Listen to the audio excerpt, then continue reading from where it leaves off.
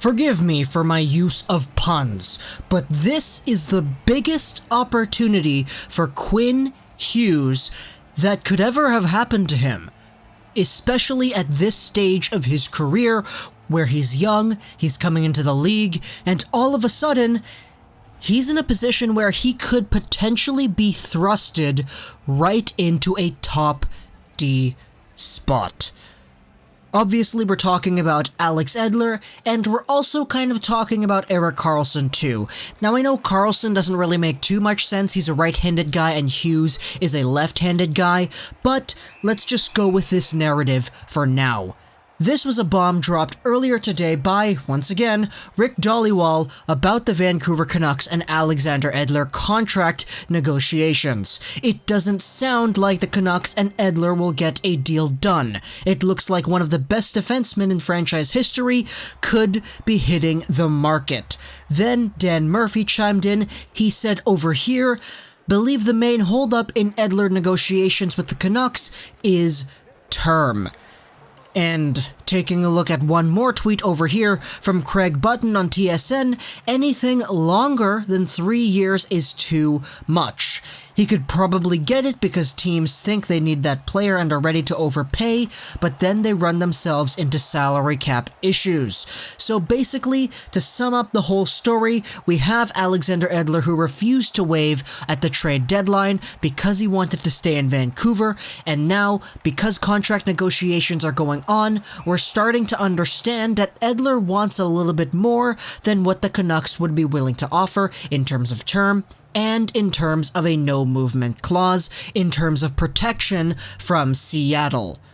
Which Jim Benning, you know what? I'm going to applaud him for. Props to Jim Benning for not giving in to Alexander Edler in terms of protection from the expansion draft and term, because this is a young team, this is a team that's got youth, and we're going to need to save our money to pay the players that are going to take this team into its glory days a few years down the line. Edler requesting more than 3, 4, 5 years is gonna be kind of rough, especially considering the fact that he is in his early 30s right now. It's not necessarily the best decision from an asset management point of view, especially when you're managing a young team. Now that's my little spiel on Alexander Edler, so where does Quinn Hughes play into all of this?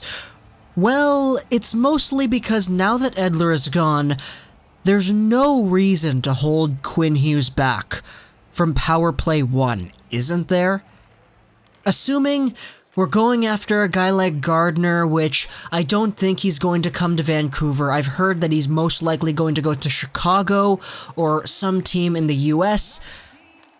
We're going to have Quinn Hughes on our power play. He's going to be there. At 19 years of age, Quinn Hughes is going to be our first power play guy. And that's got me all loads of excited. Just right here, we've already talked about what Hughes can do on the power play, the impact that he will do. Just remember the Nashville game. Quinn Hughes got power play assists, and that was on the second unit. Imagine Hughes playing with Besser and Pettersson and Horvat on that first unit, and it looks like it can happen straight away as soon as next year. Even as a number 1 guy just on regular 5-on-5 play. Quinn Hughes has all the opportunities in the world here to show off what he's capable of on a Vancouver Canucks squad that has no better left-handed defenseman. Who's the better left-handed defenseman on the team? Is it Ben Hutton? No. Is it Olli Juolevi? No.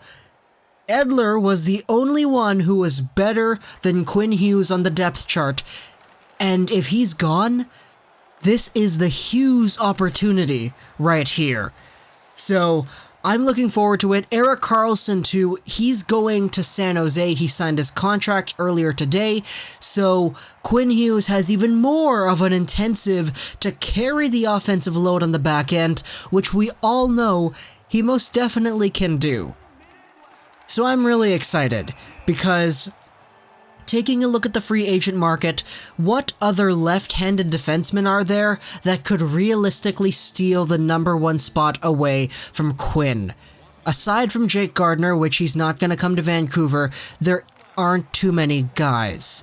So, Quinn Hughes, man, it's your league to tear up next year. And I can't wait. I absolutely can't wait. And this is not me saying, yeah, I'm glad Edler is gone. This is me saying that I'm glad Jim Benning is prioritizing the future of the team over Alexander Edler, who wants a little bit much and who wants a little bit too much security, especially from a team that should not be willing to give it to him. Sure, he's the best defenseman in franchise history, but still, he's older. He's not in a position where he's capable of leading a team to a Stanley Cup, unlike the guys that are younger, like Pettersson, Bo, Brock, and Quinn. So, from an asset management point of view, I think this is a good deal for Edler in terms of letting him walk and not giving in to the demands that he has. But, of course, as a Canucks fan, I can't sit here and say I'm happy, because Edler obviously was a very big part of this team's success in the past 10 years, and seeing him not being a Canuck is gonna be very, very weird. But, you know what?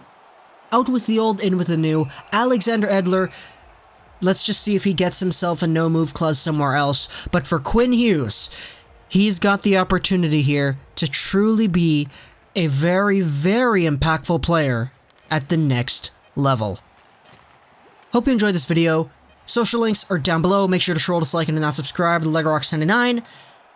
And bye.